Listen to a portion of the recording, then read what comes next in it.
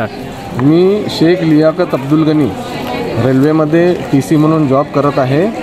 मी 285 booth क्रमांक अनुक्रमांक 113 मतदानासाठी आलेले आहे। माझा मतदानाचा हक्क आहे।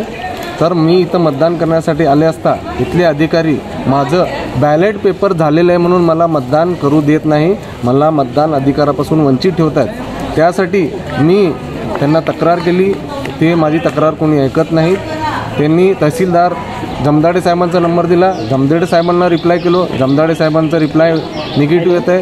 त्यानंतर त्यांनी बॅलेट पेपर जे अधिकारी आहेत बनसोडे साहेब त्यांचा नंबर दिला, त्यांनाही मी कॉन्टॅक्ट केलं, त्यांचाही निगेटिव्ह रिप्लाय आला आहे। मी 2 तास झालं इथं उभारलं आहे। माझा मतदानाचा अधिकार हे माझ्याकडून हिसकावून घेत आहेत।